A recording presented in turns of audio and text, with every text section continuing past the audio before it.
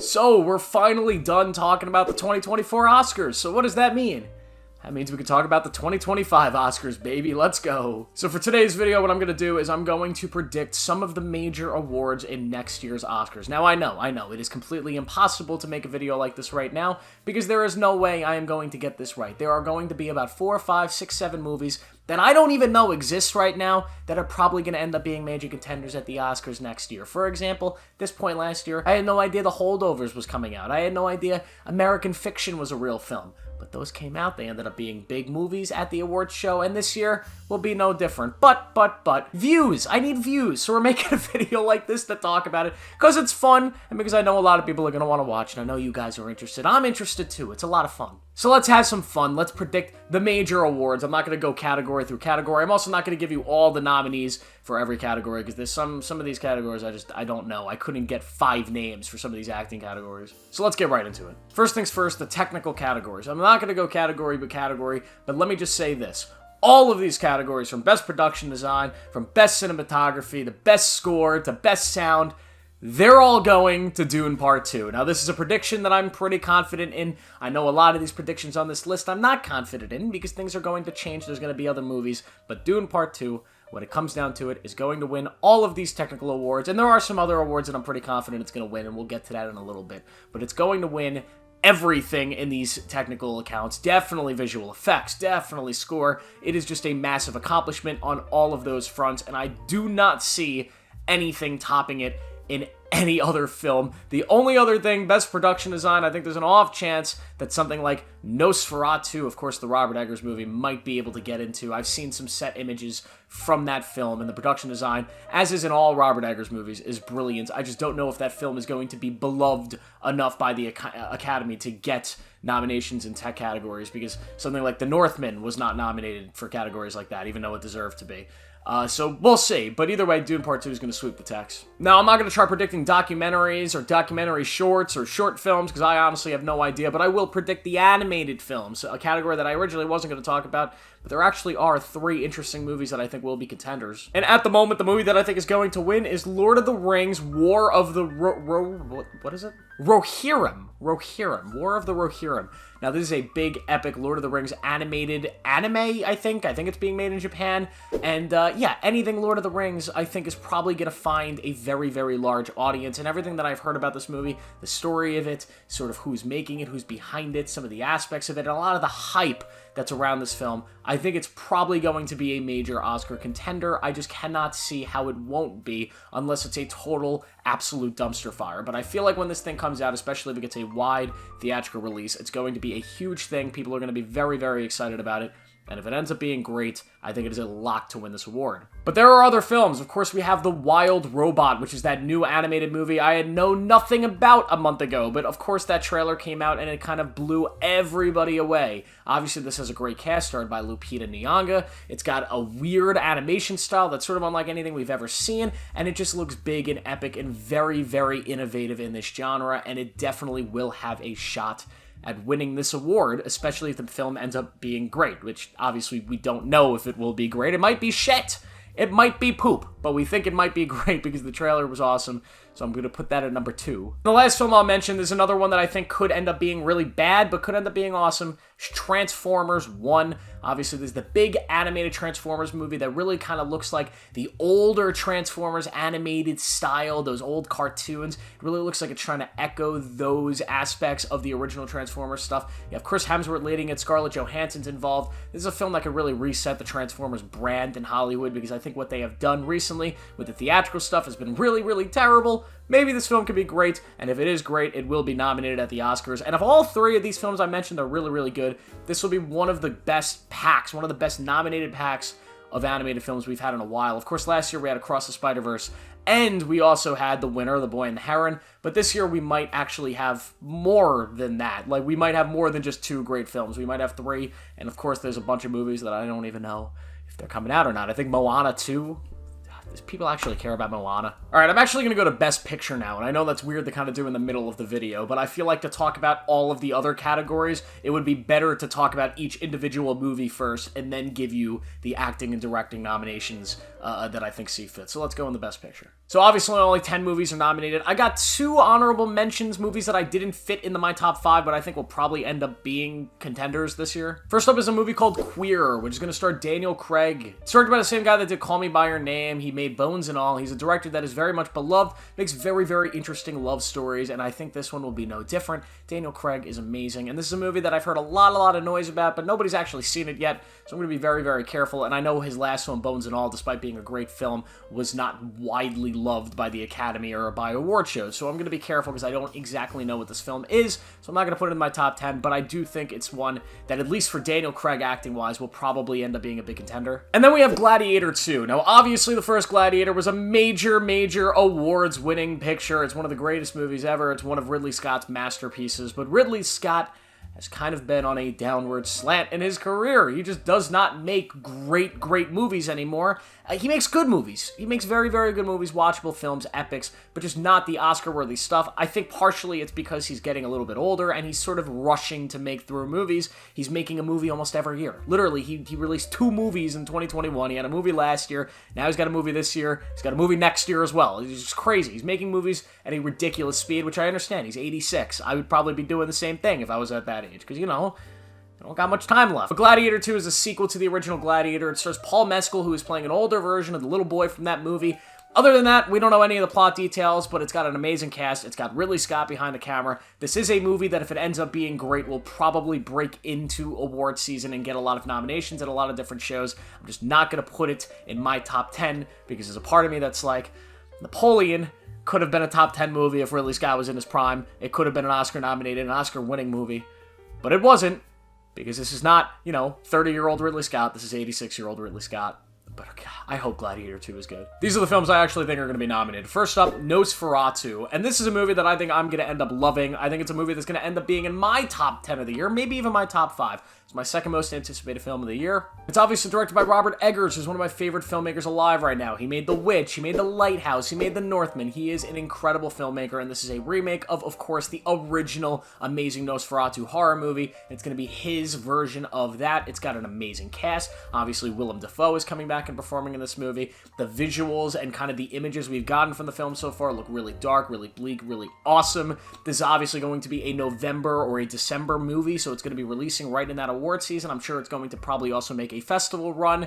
This movie has all the makings of Robert Eggers trying to take a big swing and go for the awards. Issue is, the Oscars just don't really like Robert Eggers. The Lighthouse is one of the biggest and most acclaimed movies of 2019, and it got no praise. The Northman is an amazing movie from 2021, or 2022, whatever year it came out. No praise. So I kind of hesitate to put this in the top 10, knowing that the Oscars and the Academy just don't really love Robert Eggers yet. But I think this might be the one that breaks through. At number 9, I'm going to put The Piano Lesson. Now, this is not a film that I know too much about. I don't know much about the filmmaker here. His name is Malcolm Washington. I know Denzel Washington is producing this film. And it stars John David Washington. Yeah. The film also stars Sam Jackson and Danielle Brooks. It's described as a musical. I believe it is an adaptation of either a stage play or a musical in the past. I don't know much about it. I just know a lot of people are talking about it. Every list that I looked up of projected movies during my research of this video had this movie listed. So yeah, it'll be on my radar. Is it a movie that's going to win? Maybe. This is probably one of those ones that most people aren't going to know exists, and then it comes out and wins everything. Yeah.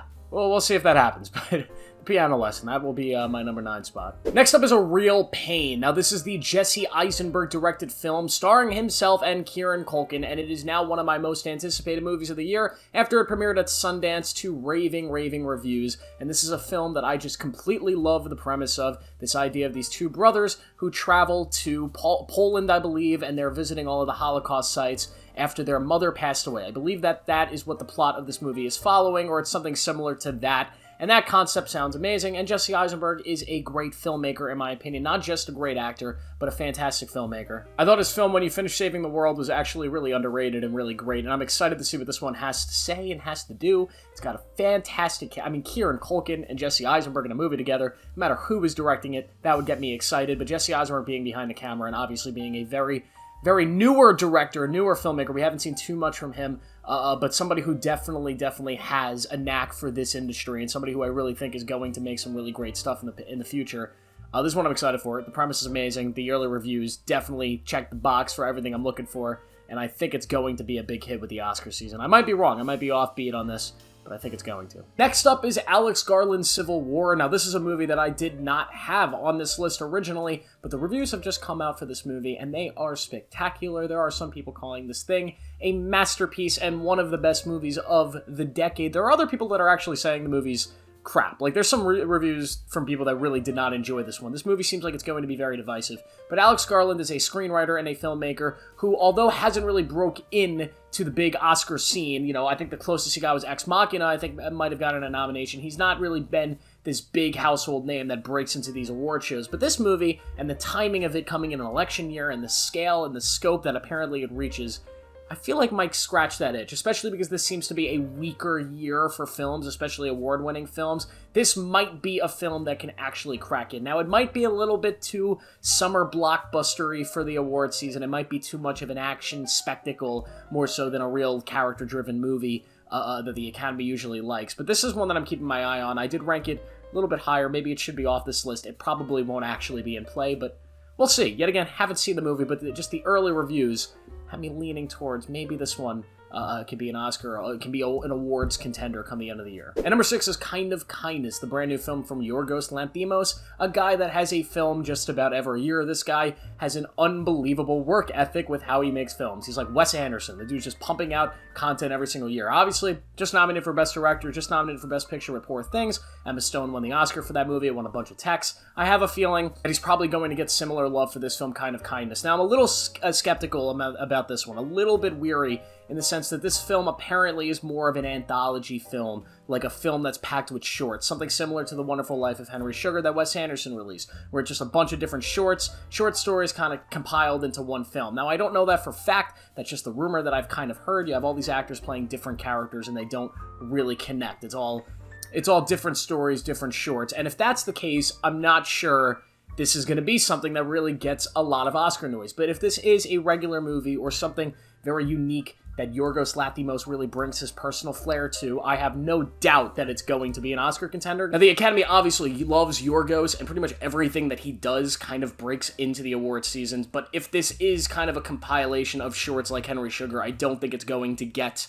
in and get as much award consideration as something like Poor Things. But I don't know if that's exactly what this is. I don't know what this movie is, and it does come out very, very soon, so we will find out, but I definitely think Yorgos will probably be in the conversation come this time next year. Next up is Megalopolis, the brand new film from legendary filmmaker Francis Ford Coppola. This is another one I'm weary about. This is one that I could see. I could see a reality in which this is one of, if not the best movie of the year. It's an incredible classic, it's a masterpiece, but I could also see a reality in which it's a nothing burger, because Francis Ford Coppola hasn't really made a great movie in like 30 years, so I'm a little weary about this. But this is a passion project from Francis Ford Coppola. It's a project he has been wanting to make for about 30 years. He's been dreaming of it. He's been self-funding the movie, and finally it's here. The film is apparently this futuristic sci-fi movie about this futuristic society that has been rebuilding from some sort of, tragic event. It stars Adam Driver and a bunch of other people, and it sounds epic and huge and massive, and all of the marketing that he's done so far for this movie has looked really cool. We haven't gotten a trailer yet, but you've gotten little images here and there, some set pictures, some synopsis,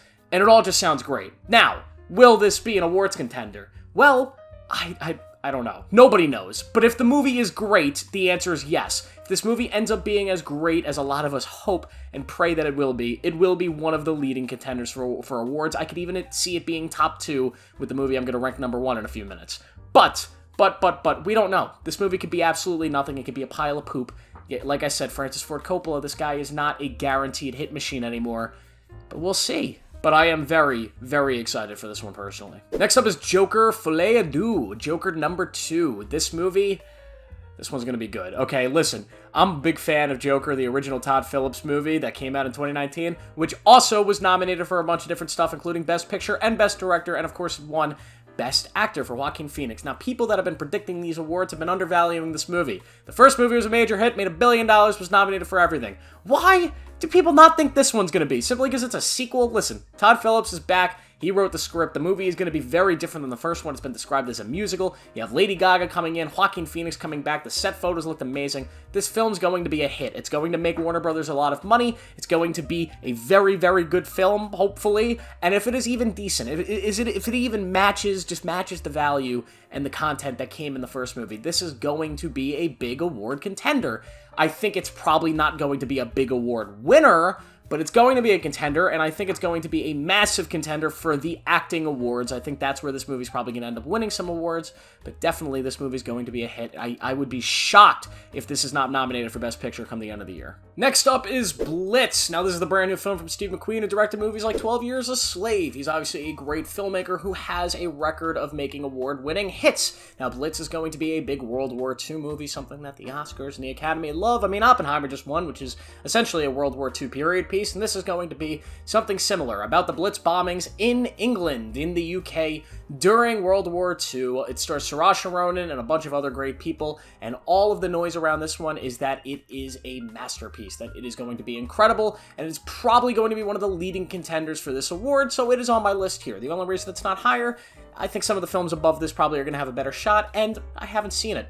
We don't know if this movie's going to be great. I've seen one of the films that's ahead of this one. I know it's great. This is going to be distributed by Apple TV, who have, they're kind of building their reputation for releasing great movies. Obviously, last year were Killers of the Flower Moon, so I'm very interested to see how this one ends up playing out, and I'm very excited to see if Blitz can end up being a big hit, or if it's going to be something that's kind of Oscar baity and sort of a miss. And number 2 is Sing Sing. Now, this is a movie that I am pretty confident is going to be a major contender to win the Best Picture award. Now, Sing Sing was a major hit at many of the festivals last year. It got ridiculously great reviews. It apparently has a legendary performance from Coleman Domingo. The film is being distributed by A24. The cinematography looks stunning. The trailer that we got for this, depicting this story of these convicts, these people that are in jail who sort of start a theater program, really seems beautiful, and it seems like something that both the Academy and regular audiences are going to sink their teeth into. This film looks like it has everything a movie needs to be a Best Picture winner, and mainly a contender. I think this film looks amazing. As soon as I saw the teaser, it jumped up on my anticipated movies list of the year. I think this film is going to be incredible. I know from people who have seen it that it apparently is incredible, and I hope Coleman Domingo wins, but we'll talk about Best Actor in a second. But Sing Sing, I think, is easily number 2. This film looks like the easiest layup of an Oscar movie that I have ever seen, just based off the marketing and what people have said about this movie from the fest. And easily number 1 is Dune Part 2. I think this is a safe choice. I cannot see any other film winning this award next year, and it kind of sucks that it's only March, and we already sort of know what's going to win next year, but can anybody realistically see any movie kind of overtaking both the hype, both the success, and just the masterful creation that is Dune Part 2? I feel like this film is getting that same kind of noise that Oppenheimer was getting last July, where after the movie released, everybody just kind of knew, like, yeah, this is going to win everything. Dune Part 2, I've already talked about it multiple times in this channel. It's one of the best movies of the decade. It is a phenomenal movie. It's a piece of art, and I think it's probably going to win this award relatively easily. I think it's going to be a low-stress win, and that's just my gut feeling. Now, yet again, this is the only movie on this list that I've seen, so things could change, but just my gut feeling is that it's going to be the year of Dune, and Denis is going to get this Best Picture award. All right. That leads us in the Best Director, and yet again, this is just spitballing, but I'm going to start with number 1, and we're going to go down the list. I think number 1, Denis is going to win this award for the same reason it's going to win Best Picture. Denis, this is his masterpiece. I think if last year was the year of Christopher Nolan, this is the year of Denis Villeneuve. He's going to get his Best Director win, he's going to get his Best Picture win, and this is going to be the year, his coming out party, where we're all like, wow, Denis is one of the true greats that we have working in the industry. Dune is a masterpiece, and obviously, if that wins Best Picture, Denis is going to get Best Director. It's just going to happen, and that's an easy prediction here. Outside of that, it's kind of hard to guess. Steve McQueen can easily be a nominee if Blitz ends up being great. Greg Quidar for Sing Sing, if that movie is as great as I just said that I think it's going to be, he's probably going to get in this category.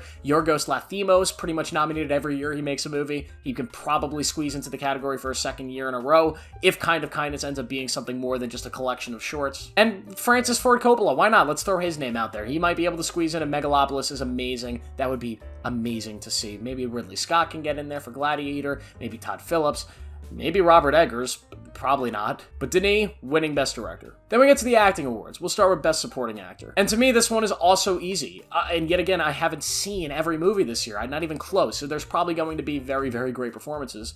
and maybe this is recency bias, but I think Austin Butler has to win this one for playing Fade in Dune Part 2. His performance in that movie is iconic. It's something that's going to live in film for decades. We are going to remember what he did in this film. It is just absolutely terrific how he brings the psychoticness to this character, but also a sense of kind of honor and respect and control. It's a brilliant performance, what he's able to do with his voice, with his body, with his eyes, and I think this is the time Austin Butler's going to get his Oscar. There's some other performances, though, also from Dune. Javier Bardem. I would not be upset or surprised if you see him get a nomination for playing Stilgar. I think his performance in the film is incredible. It's one of my favorite performances of his career. I could see him squeezing in. Non-Dune performances, it's kind of hard to tell at this point, but I'll throw out Sam Jackson for The Piano Lesson. I think he could be great in the film if it ends up being a big Oscar movie.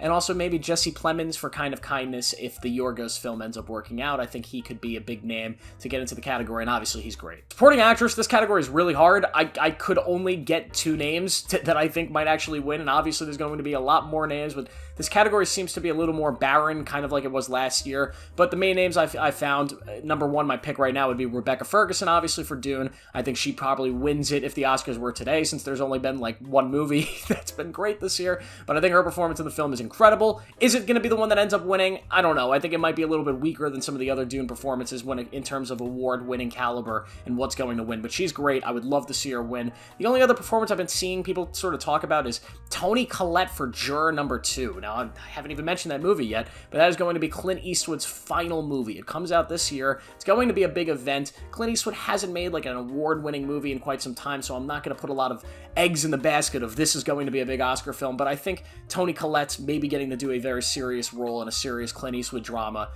could break through and get a nomination in this role. Then we'll go on the Best Actress. For me, this one's easy. I feel almost 100% certainty that this is going to be the year of Lady Gaga. I think Lady Gaga, playing Harley Quinn in Joker Filet Adieu, is probably going to win this award. Now, I haven't seen the movie. I haven't seen her performance. It might be a pile of shit. But my feeling is that in the same way the first Joker movie was essentially designed to get Joaquin Phoenix's Oscar, I think that this film was probably designed to get Lady Gaga her Oscar. And what I've seen from set photos and the kind of dedication that she seems to have brought to that character, I think there's going to be a lot of noise around Lady Gaga getting her Oscar, and I think it's going to be pushed all the way to the top. She's probably going to win it, but we'll see. Some other names, Saoirse Ronan for Blitz is a name that I've been hearing a lot for that movie. This could be her year. She could be amazing in it. Also, Emma Stone. You know, she's nominated every year. She's in Kind of Kindness. Why not? Let's throw her in the category. Best Actor, to me, this seems like it's going to be the most competitive category of the year. There's so many performances that I'm hearing about, so many performances that look like they're going to be great. My pick as of right now will be Coleman Domingo for Sing Sing. All of the noise out of that movie coming from the festival scene is that this is going to be his Oscar win. It's his best performance of his career, and it's going to be the standout of the year. So I'm going to pick him for now. I think number 2, probably Timothée Chalamet for Dune, which I never thought he would ever be nominated for this role, but man, the work that he does in the third act of this movie, it is going to be deserving of the Oscar, and if Dune is as big of an Oscar contender as I think it's going to be, winning Best Actor, winning Best Picture, Best Director, all of the texts, all of that stuff, being nominated for Supporting Actor and Supporting Actress, there's no way Timothy won't be able to get into this category. Is he going to win?